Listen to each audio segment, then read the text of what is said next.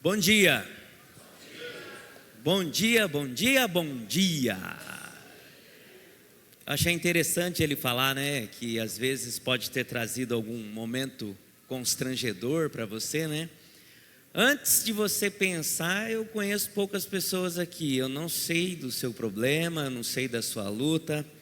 Uma vez eu preguei numa determinada casa de oração e aí quando eu desci do púlpito, o irmão veio me falar assim: sabia que o irmão tinha contado a minha vida para você, né? Não precisava falar dos meus defeitos lá no púlpito. Eu falei: ué, mano, não estou sabendo não. Mas também tem outra coisa, né? Se você sentir que foi para você, se você sentir que a palavra te incomodou, se a carapuça servir, vista. Assim é a palavra, ela incomoda. A palavra de Deus, ela não é politicamente correta. Você não está aqui para ter o seu ouvido amansado ou falar palavras que te agradem. A palavra de Deus, ela existe para incomodar o coração do homem, para que nós possamos despertar e andar segundo a vontade do Pai. Bom, famílias firmadas em Deus, vivendo o propósito do reino. Na sexta-feira, então, nós trabalhamos dois conceitos. O primeiro conceito que nós trabalhamos foi o conceito da criação. Homem e mulher foram criados à imagem de Deus. E Deus criou a mulher para ser a auxiliadora do homem. Farei a mulher que seja auxiliadora e que lhe seja idônea, isto é, que lhe corresponda, que lhe seja igual. Então, primeiro conceito que nós trabalhamos foi que Deus nos fez de forma diferentes em formação, porém em igual importância. E o segundo conceito foi que no dia que Deus criou o homem e a mulher, Ele criou também o casamento. Deus disse: portanto deixará o homem o seu pai e a sua mãe e unirá a sua mulher, e eles serão uma só carne. Então o casamento é a primeira instituição humana criada e abençoada por Deus, dirigida segundo os preceitos estabelecidos pelo próprio Senhor. E nessa manhã nós vamos trabalhar um conceito 3, que é as funções na família. Cada membro tem uma função específica dentro do lar. Vamos abrir as nossas Bíblias lá em Efésios, no capítulo 5, versículo 22.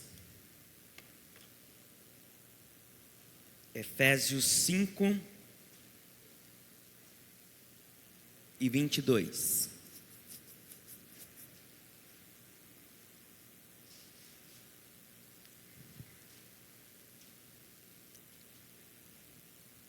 Diz assim a palavra do Senhor, Efésios 5 e 22. As mulheres sejam submissas aos seus próprios maridos, como ao Senhor. Porque o marido é o cabeça da mulher, como também Cristo é o cabeça da igreja, sendo este mesmo Salvador do corpo. Como, porém, a igreja está sujeita a Cristo, assim também as mulheres sejam em tudo submissas aos seus maridos. Maridos, amai as vossas mulheres, como também Cristo amou a igreja, e a si mesmo se entregou por ela, para que a santificasse, tendo-a purificado por meio da lavagem de água pela palavra, para apresentar a si mesmo igreja gloriosa, sem mácula nem ruga, nem coisa semelhante, porém santa e sem defeito. Assim também os maridos devem amar as suas mulheres, como a seus próprios corpos. Quem ama a sua esposa, a si mesmo se ama, porque ninguém jamais odiou a sua própria carne, antes a alimenta e dela cuida, como também Cristo o faz com a igreja, porque somos membros do seu corpo. Eis porque deixará o homem a seu pai e a sua mãe, e se unirá à sua mulher, e tornarão os dois uma só carne. Grande é este mistério, mas eu me refiro a Cristo e à igreja. Não obstante, vós, cada um de per si, também ame a sua própria esposa, como também a si mesmo, e a esposa respeite o seu marido. Até aqui, que Deus abençoe a leitura de sua santa e bendita palavra. Amém? Vamos orar novamente. Bendito Deus, grandioso e eterno Pai, te louvamos, ó Senhor, por mais uma vez estarmos reunidos nesta manhã ao abrirmos a tua palavra, que possamos compreender, que o teu Santo Espírito nos dê orientação, que possamos colocar em prática na nossa família todos os ensinamentos aqui aprendidos. No nome santo de nosso Senhor Jesus Cristo. Amém. Meus irmãos, esse texto, eu tenho grande dificuldade de explicar esse texto. Sabe por quê? Porque ele é extremamente claro. A igreja primitiva sempre compreendeu. A igreja de Éfeso, quando recebeu essa carta, ela entendeu. Os pais da igreja compreendiam esse texto. A igreja pós-reforma protestante também. E todos os missionários que chegaram aqui no Brasil também entendiam. Sabe quando que esse texto começou a ser difícil de ser entendido? A partir da década de 60, por causa do movimento do feminismo. O feminismo obscureceu os nossos olhos. O feminismo fez-nos parecer que esse texto coloca a mulher numa posição de inferioridade. Mas não foi assim que o apóstolo Paulo escreveu. E não foi assim que a igreja, ao longo de toda a história, entendeu. Ora, o conceito básico de hermenêutica diz que o texto ele tem que ser analisado dentro do seu contexto.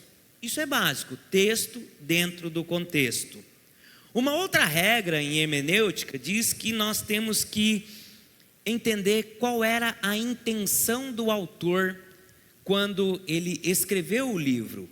Ora, Efésios tem como tema, só dizendo que hoje, agora de manhã, nós vamos tratar a função da esposa e do marido, e à noite nós vamos falar um pouco de pais e filhos, e se houver tempo nós vamos concluir com algumas situações conflitantes dentro do relacionamento. Bom, Efésios, ele tem como tema o propósito eterno de Deus para a sua igreja.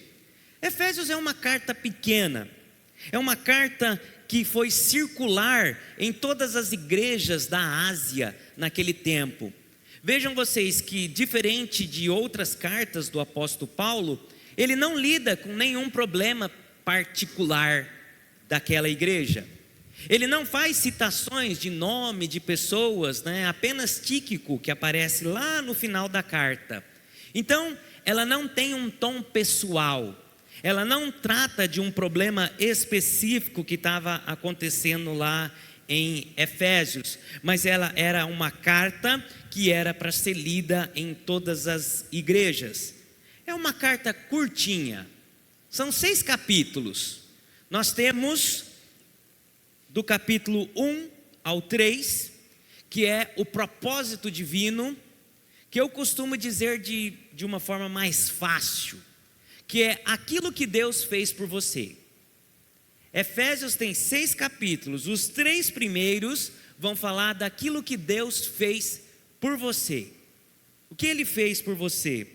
E eu entendo que o versículo central dessa primeira parte é o versículo 13 do capítulo 1, que está escrito: em quem também vós, depois que ouvistes a palavra da verdade, o evangelho da vossa salvação, tendo nele também crido, fostes selados com o Espírito Santo da promessa. Então, aqui o apóstolo Paulo está falando com quem? Com pessoas que creram, com pessoas que ouviram do evangelho, com pessoas que foram seladas pelo Espírito Santo. Pois bem, na segunda parte do livro, que começa ali, no capítulo 4, ele vai falar sobre a prática em cumprir o propósito de Deus. Então, novamente, de uma maneira mais fácil, nós dividimos a primeira parte da carta, de 1 a 3, que é aquilo que Deus fez por você. E os últimos 3 capítulos, de 4 a 6, é aquilo que você vai fazer por aquilo que Deus já fez. É a prática na vivência do propósito de Deus. E olha que interessante, ele começa essa parte no versículo 1 do capítulo 4, falando assim, Efésios 4:1, rogo-vos, qual que era a situação de Paulo? Essa foi uma das primeiras cartas da prisão, Efésios, Filipenses, Colossenses e Filemão, são as quatro cartas da prisão. Rogo-vos, pois eu, o prisioneiro do Senhor, que andeis de modo digno da vocação a qual fostes chamados.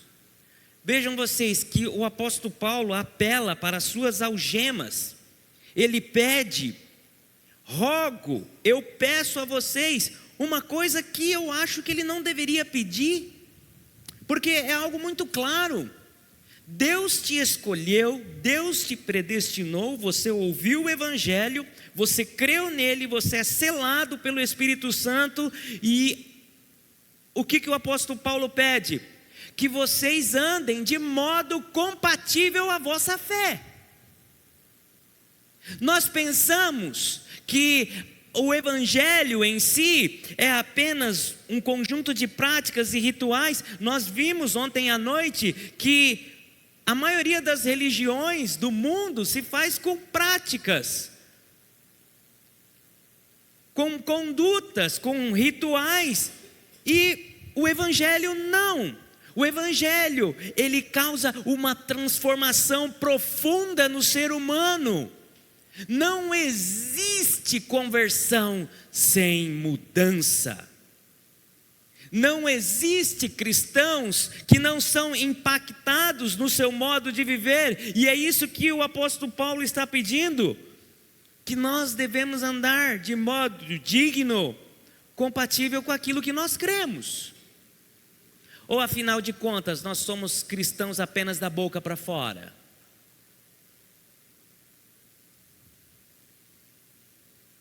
E quando ele chega no capítulo 5, ele começa a ir mais profundo. Ele começa no versículo 1, dizendo que nós devemos ser imitadores de Deus. E ele vai mais profundo. Vocês eram, lá no versículo 8, vocês eram trevas, agora vocês são luz. E no versículo 15, ele pede para que nós sejamos o quê? Sábios. Um povo sábio e inteligente. Até que ele chega então no versículo 18, e ele vai falar que nós devemos encher do Espírito Santo. E não vos embriagueis com vinho, mas enchei-vos do Espírito Santo, falando entre vós, entoando, louvando, cantando, dando sempre graças por tudo ao nosso Deus e Pai, em nome de nosso Senhor Jesus Cristo, e sede submissos uns aos outros. Olha como o nosso coração já ficou mais preparado para receber a palavra do Senhor. Os 3 primeiros capítulos é aquilo que Deus fez, os 3 últimos capítulos é aquilo que você vai fazer. Você tem que andar de modo digno, compatível com a fé que você declara. Você deve ser imitador de Deus. Você era luz, agora você é treva. Vocês devem ser sábios e não loucos, e se encham do Espírito Santo.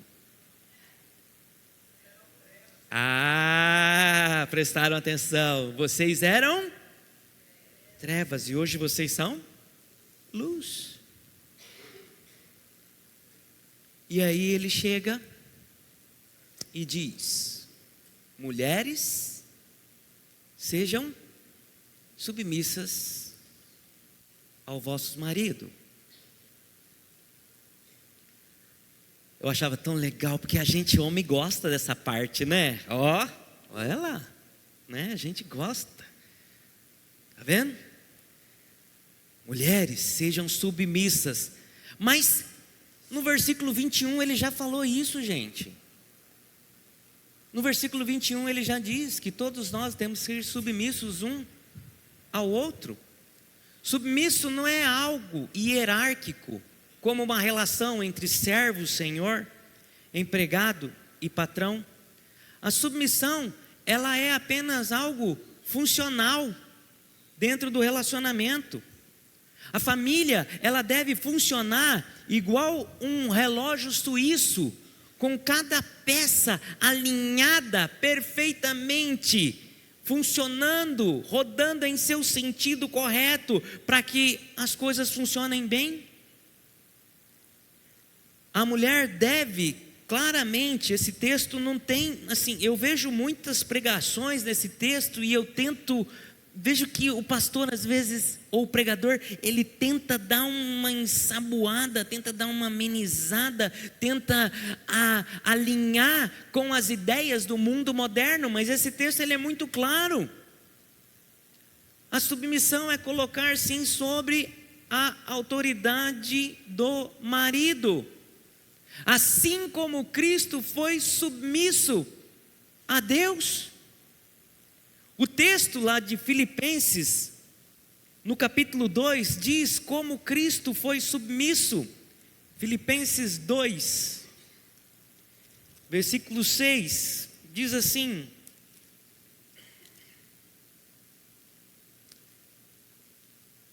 começando no versículo 5 esse trecho.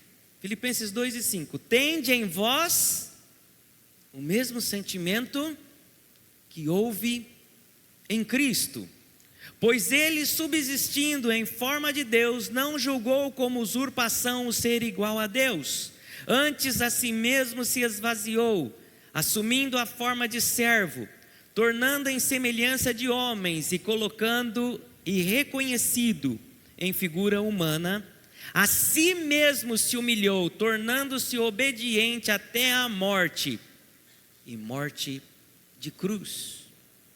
Esse foi o nível de submissão que o Senhor Jesus Cristo voluntariamente se submeteu ao Pai, assumindo a forma de servo. A palavra servo que aparece aqui, do grego, é a palavra doulos, que é o escravo, né? A forma mais correta aqui seria a palavra escravo, que era o servo mais humilde da casa, era aquele que era reservado às piores tarefas, era esse servo, e esse foi o nível de submissão que o Senhor Jesus voluntariamente se fez para com Deus. A mulher deve amar e respeitar ao seu marido. Olha que interessante, que quando nós lemos aqui em Efésios, ele não dá uma ordem clara para a mulher amar o seu marido, né? Ele não dá. Por que ele não dá? Por que a ordem... por que ele não ordena a mulher amar ao seu marido, mas ele ordena ao homem? Porque amar é algo próprio da natureza da mulher. E aquilo que o apóstolo Paulo está colocando aqui, ele não inventou da cabeça dele. Ele não tirou isso. Muitas pessoas falam assim: mas o apóstolo Paulo viveu na época da cultura romana, e lá naquela época a mulher era vista como uma cidadã de inferioridade, de segunda classe. Por isso que ele escreve assim, ele escreve influenciado pela cultura. Gente, mas não é assim que a igreja sempre entendeu. Não é assim. Essa palavra aqui é muito clara. Mas a gente pergunta, por quê? A mulher às vezes pergunta, mas por que eu tenho que ser submissa ao meu marido? Por quê? O apóstolo Paulo, ele dá 3 respostas. Primeiro ele diz lá em Timóteo, no capítulo 2 e 3, pela ordem da criação. O homem foi criado primeiro e depois a mulher. A segunda resposta é que a mulher foi criada por causa do homem. Viu Deus que o homem estava só, e ele diz que não é bom que o homem esteja só. Eu vou fazer uma auxiliadora que lhe corresponda. Então a mulher foi criada por causa do homem. E o terceiro ponto é que a mulher foi feita do homem. Mas isso me parece tão injusto, isso me parece tão difícil. Por que eu tenho que me submeter ao meu marido? Ora, a submissão da mulher foi uma consequência do castigo pelo pecado. Olha o que está escrito lá em Gênesis, no capítulo 3.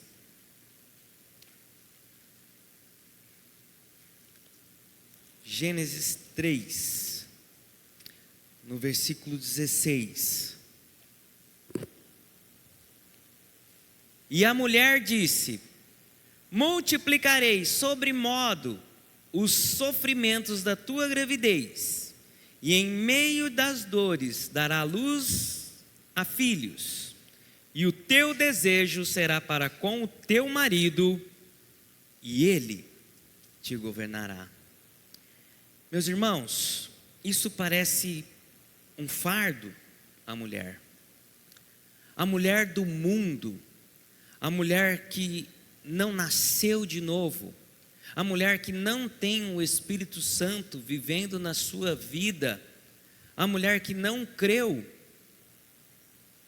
ela não vai compreender isso, porque no seu estado natural de pecado, isto é um fardo, é consequência do pecado.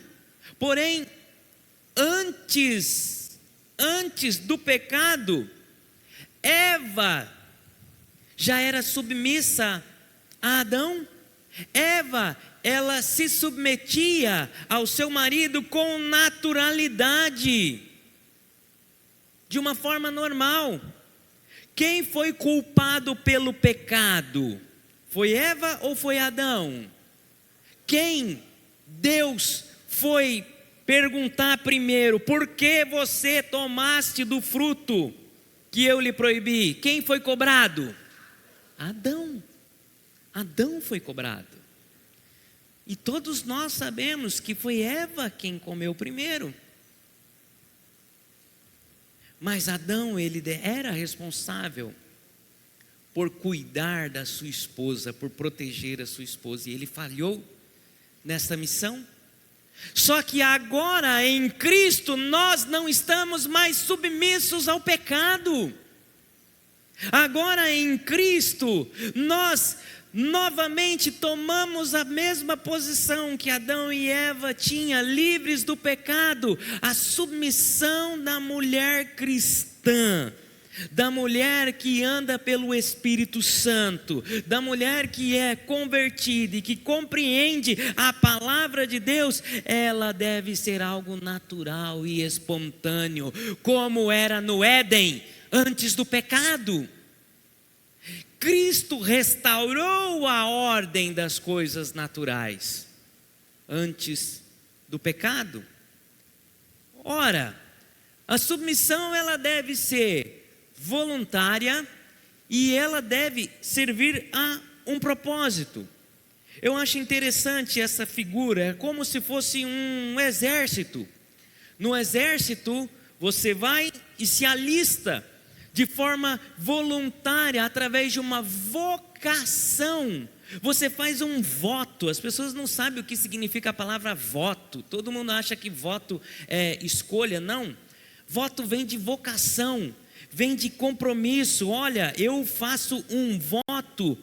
Quando eu voto em alguém, eu mostro para as pessoas que eu tenho um compromisso com esse alguém, que eu estou disposto a lutar por esse alguém, que eu estou disposto a defender a esse alguém.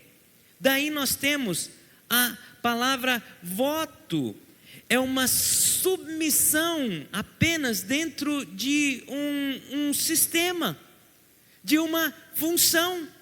Olha só os exemplos que a insubmissão da mulher traz à família e ao sistema. Lá em Isaías, o profeta Isaías, no capítulo 3, ele diz que a insubmissão da mulher, ela poderia ser algo como castigo. Isaías capítulo 3, versículo 1.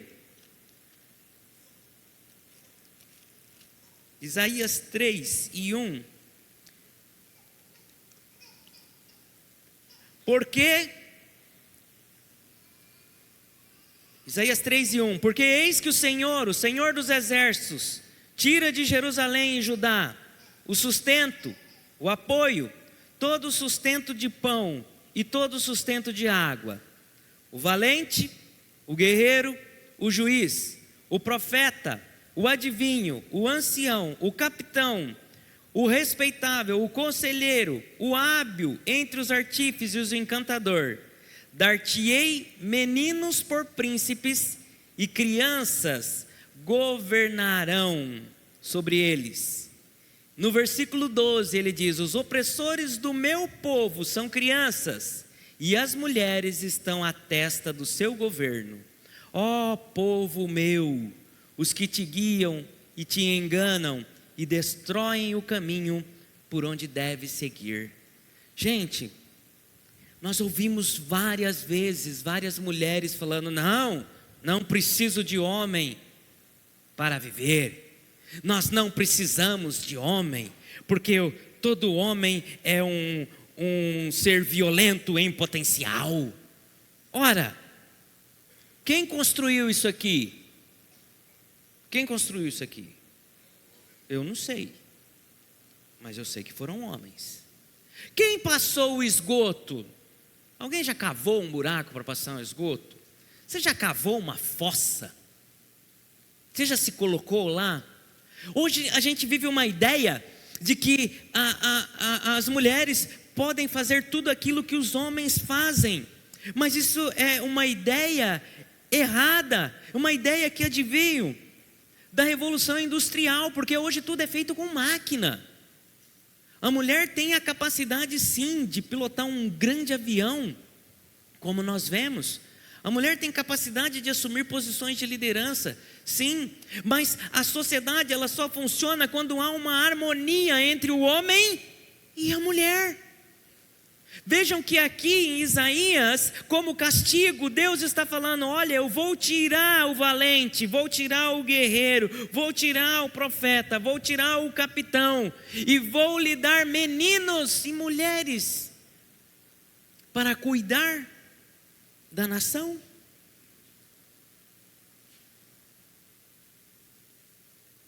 Eu tenho um tio que ele é motorista de ônibus. E a filha dele é motorista de ônibus. A filha. Aí a filha dele chegou assim: pai, hoje eu dirijo qualquer ônibus que o senhor dirige. Aí ele falava assim: eu queria ver se você dirigia um Fenemê 1960, Douro, aquele tudo mecânico, com força. Isso você não ia conseguir. Porque assim o Senhor nos fez. Ora, Israel por dois momentos da sua história, teve uma líder mulher. Primeiro, talvez você vai lembrar, Débora, né? Débora, a juíza Débora, em corregência com Baraque, num momento conturbado do período dos juízes. O texto está lá, Juízes 4 e 5, né? Débora diz: vai, o Senhor entregou. Disse a Baraque: vai, o Senhor entregou os teus inimigos na sua mão. E Baraque disse o quê? Só vou se você for comigo. Deus lhe tirou a glória daquele homem. Cícera foi morto através de uma mão de uma mulher. E qual foi o outro período que Israel teve uma mulher como governante? Sabia. Vocês são bons. Atalia. Quem era Atalia? Está lá, ó. Depois você vê a história linda e maravilhosa dessa mulher. Não é não? 2 Reis, capítulo 11. Atalia só era filha de Acabe com Jezabel. Poderia sair alguma coisa boa? Eu gosto demais da história do rei Josafá. Josafá foi um rei bom para Israel. Mas Josafá teve um grande equívoco. Ele se alinhou a Acabe e ofereceu o seu filho Joás em casamento com Atalia, que era filha de Acabe e Jezabel. Atalia chegou ao poder, ao trono de Judá, após a morte do seu filho, e ela foi e matou todos os outros descendentes. E durante 6 anos, ela governou sobre Judá. Meus irmãos, só concluindo, Deus livrou a mulher de mais uma atribuição, ao orientar que ela seja submissa ao seu esposo, dando mais liberdade a ela, a dedicar ao zelo dos filhos, marido e até ao cuidado dela própria. A submissão a uma autoridade constituída por Deus não é um fardo, não é um sinal de inferioridade, mas sim significa quão grande foi a preocupação que o Senhor teve para com a mulher. E cumprir aquilo que Deus manda é um motivo de alegria, é uma forma de nós manifestarmos o Espírito Santo que está dentro de nós. Gente, eu sou homem, e nós homens sabemos como é que a coisa funciona. Eu acho legal quando chega uma mulher e fala assim: as mulheres vão conquistar o mundo. Eu falo assim: ótimo, levem tudo, só me deixa o churrasco e o futebol, não precisa de mais nada. Nós homens somos assim. Se a minha esposa quiser decidir a minha vida, tomar a frente, eu vou ficar deitando no sofá vendo o meu Corinthians à tarde. Não, isso não. Até porque não está dando gosto. Assim nós somos. Faz parte da nossa natureza. Nós somos acomodados. Quando uma mulher assume o posto de liderança na família, ela fica extremamente sobrecarregada. Vocês devem conhecer mulheres que são sobrecarregadas por causa da incompetência do seu marido de assumir o posto dele de cabeça. Ora, quando o apóstolo Paulo está escrevendo aqui, parece que ele está escrevendo algo novo. Quando a gente fala de submissão, muitas feministas falam: mas somente o apóstolo Paulo falou sobre submissão da mulher. Mas se você olhar no Velho Testamento, houve várias mulheres que foram submissas ao seu marido. Sara, Ana, Abigail, gente. Abigail, ela foi submissa mesmo contrário à ordem do seu marido Nabal, e salvou a vida do seu Nabal, do seu marido. E quais mulheres foram insubmissas no Velho Testamento? Mical, Jezabel, Dalila e tantas outras. Agora eu pergunto para você, mulher cristã, mulher que tem um Espírito Santo, que creu no Senhor Jesus, que foi transformada, que vive o propósito de Deus na família, qual dessas mulheres você tem como exemplo? Em qual desses grupos você prefere encaixar? Naquelas que foram submissas ou naquelas que foram insubmissas? O Senhor nos capacita a fazermos a nossa vontade. Ser submissa ao seu marido é uma dádiva de Deus e não deve ser vista como um fardo. E nós homens? E nós homens? O apóstolo Paulo então diz assim: marido deve ser a cabeça, a autoridade da sua esposa. Mas qual é o tipo de autoridade que você vem exercendo no seu lar? A autoridade é aquela que deve manter, que deve prover o seu lar. A autoridade do homem deve ser altruísta. Ixi, que é isso? É tão gostoso falar difícil, né? Altruísta, é uma palavra que a gente ouve pouco, né? O que é altruísmo? Eu vou falar uma palavra que às vezes você ouve com mais frequência. O que é egoísmo? Egoísmo a gente ouve mais. Fulano é egoísta. Uma pessoa egoísta só pensa em quem? Nela mesma. E o antônimo de egoísmo é altruísmo. Uma pessoa altruísta é uma pessoa que pensa nos outros primeiro, para depois pensar em si. É esse tipo de autoridade. O homem deve oferecer proteção à sua esposa. O homem deve ser leal à sua esposa. O homem deve ser fiel à sua esposa. Aqui está nós, um homem. Você é um homem. Você é o cérebro do lar. Assim Deus quis, essa é a vontade dele. O que o cérebro faz? O cérebro, ele comanda, ele coordena, ele dirige todos os passos do corpo. Mas o cérebro também é aquele que sente a dor. O cérebro é aquele que está vigilante. Em quantas vezes você foi para a cama e o seu corpo inteiro dormiu, mas o seu cérebro está ligado? Esse é o homem. O homem é aquele que traz o sustento para a mesa, e ele só come depois que toda a sua família comeu. O homem é aquele que vem para casa e só descansa depois que todos os membros da família dormiu. Esse é a nossa função, sermos vigilantes, sentir a dor. Quando Deus criou o homem, Quais foram as funções que Deus deu ao homem? Deus deu ao homem a função de dominar sobre todas as coisas. Deus deu ao homem a função de cuidar do Éden e cultivar aquele jardim.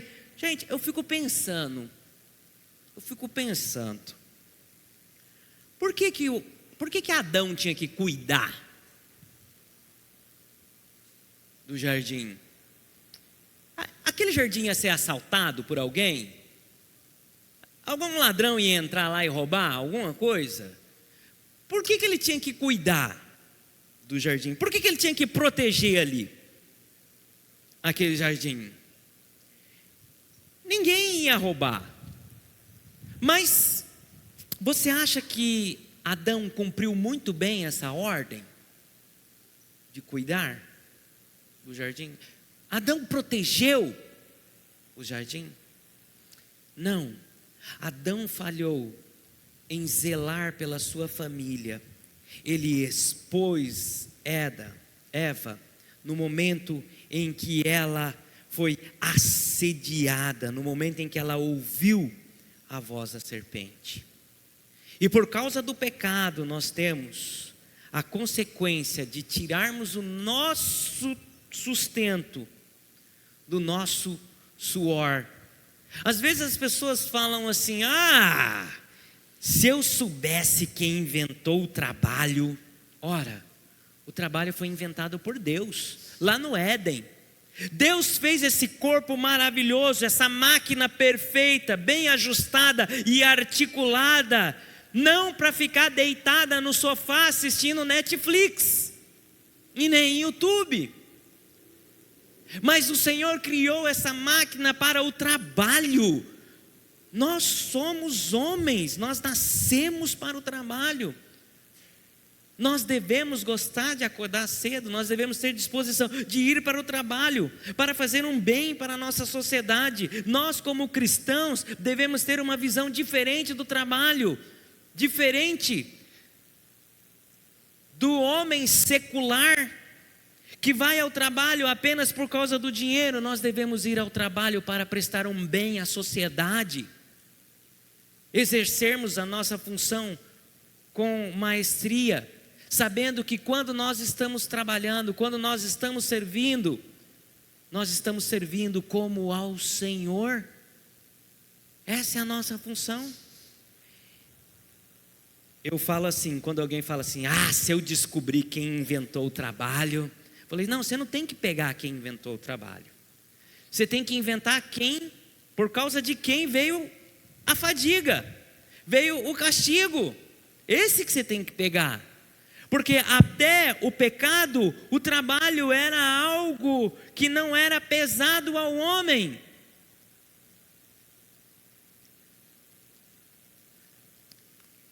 E às vezes nós não sabemos o que é o conceito de autoridade. Qual é o conceito bíblico de autoridade? Às vezes nós confundimos.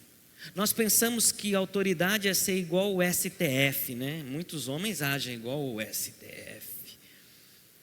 Uma autoridade que trabalha em prol de si, que defende as suas causas, que olha somente para si. Não é assim que é a autoridade, não é assim que deveria ser, nem na esfera pública.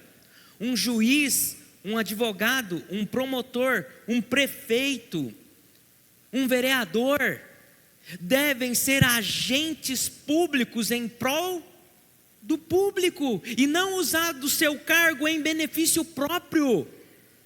Olha o que o Senhor Jesus diz lá em Mateus, no capítulo 20, versículo 25. Mateus 20. Este é o conceito bíblico de autoridade. Mateus 20, versículo 25.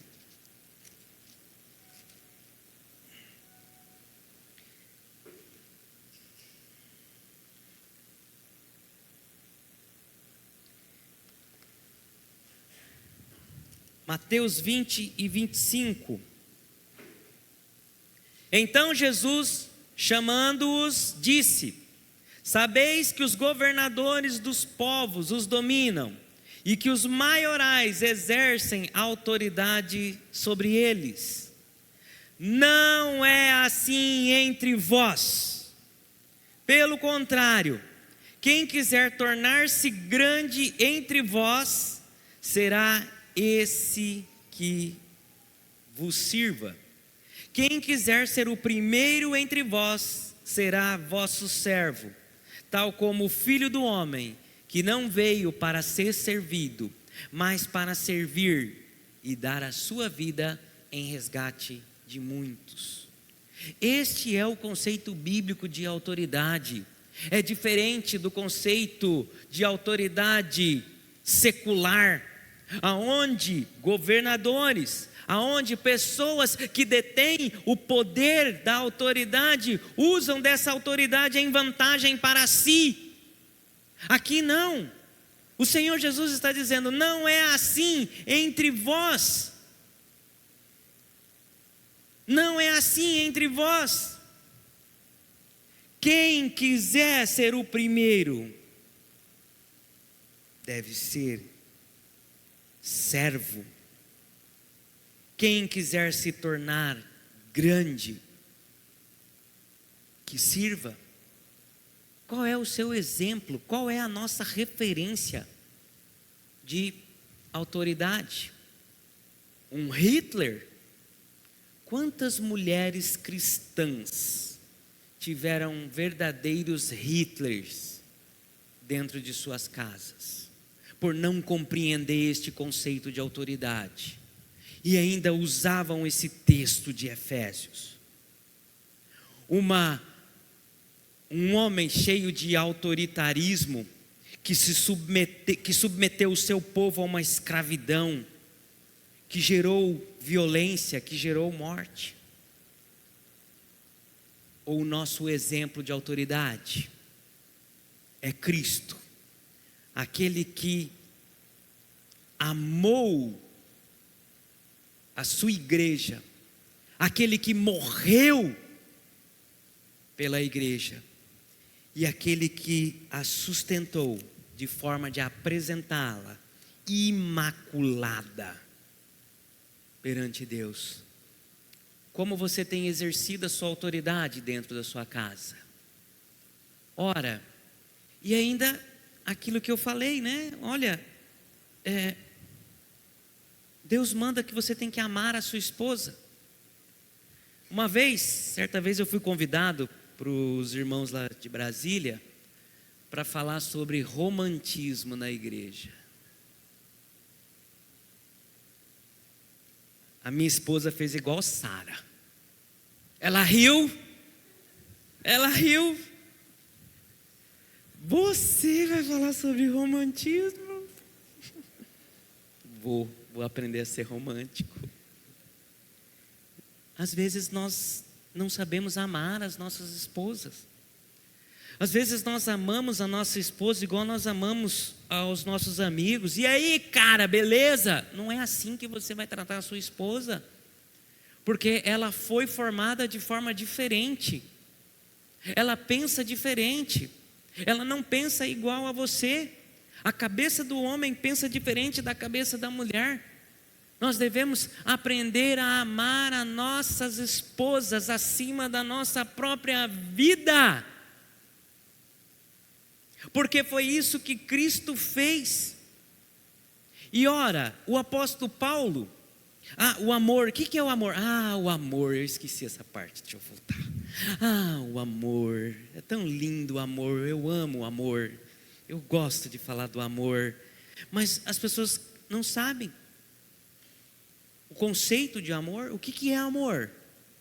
Amor nasce aonde? A gente precisa entender que na cultura oriental, as pessoas acreditavam que os pensamentos saíam daqui. Quando nós vemos amor, quando nós vemos coração, o apóstolo Paulo fala lá em 2 Coríntios, no capítulo 9, cada um contribua segundo o que Deus tiver lhe colocado no coração. Aí as pessoas falam assim: Deus me colocou no coração apenas R$10. né? Ora, aquilo lá ele está falando, mas se você trocar a palavra coração por cérebro, nos principais textos do Novo Testamento vai estar correto. Porque quando ele falou que nós devemos contribuir com o coração, ele não está falando que nós devemos contribuir com emoção, mas nós devemos contribuir com razão. Com razão, com pensamento. Amar, ela é o quê? É uma escolha racional e não emocional. Às vezes nós pensamos, eu quero me apaixonar, eu quero, e o mundo entra nessa. Quantos jovens se perdem porque pensam que estão apaixonados por pessoas erradas, e você olha a pessoa e fala assim, olha, essa pessoa não é para você. Amar é uma escolha, e não apenas um sentimento. E novamente enfatizando, o apóstolo Paulo começa esse texto dizendo que todos têm que ser submissos uns aos outros em Cristo. E em Filipenses no capítulo 2, o apóstolo Paulo diz que nós devemos considerar um aos outros superiores a nós mesmos. Por que tantos homens não levam isso para dentro do lar? Mas a melhor forma, a forma mais sábia, e você vai abrir a sua Bíblia, de lidar com a esposa, quem orientou foi o apóstolo Pedro. O apóstolo Paulo, quando ele escreve, ele não era casado, né? Mas o apóstolo Pedro era casado. Mas a Bíblia fala que ele só tinha sogra. Né? Se ele tinha sogra, ele tinha esposa. 1 Pedro 3:7. 1 Pedro 3:7. Olha, se você dormiu até agora, se você não prestou atenção até agora, presta atenção nesse versículo. Pinta, risca, marca, sublinha, decore. A palavra decorar vem do latim decordes, de cordis, que é falar do coração. Isso é para você. 1 Pedro 3:7. Maridos, vós igualmente vivei a vida comum do lar, com discernimento e tendo consideração para com a vossa mulher, como a parte mais frágil. Tratai-a com dignidade, por isso que sois juntamente herdeiros da mesma graça de vida, para que não se interrompam as vossas orações. Esse versículo ele é perfeito e maravilhoso. Maridos, primeiro ponto, vivei a vida comum do lar com discernimento.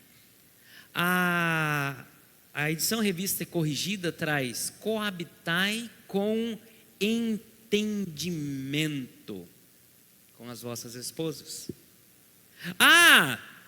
Quem tem que cuidar do cartão de crédito? Homem.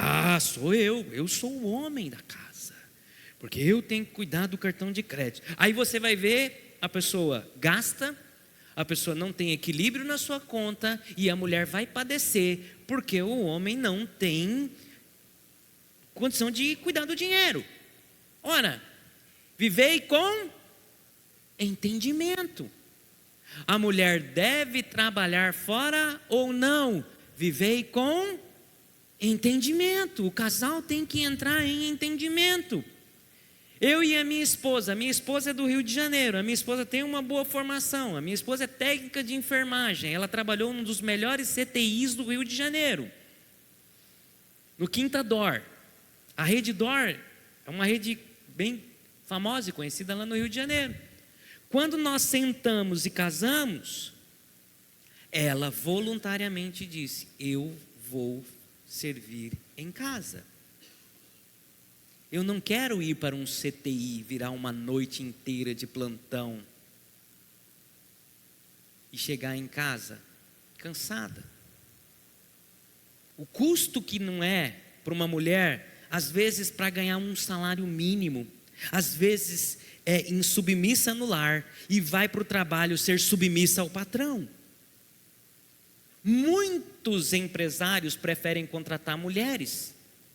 Sabe por quê? Porque naturalmente, instintivamente, a mulher ela é mais submissa do que o homem. Porque assim Deus fez. Mas vivei com entendimento.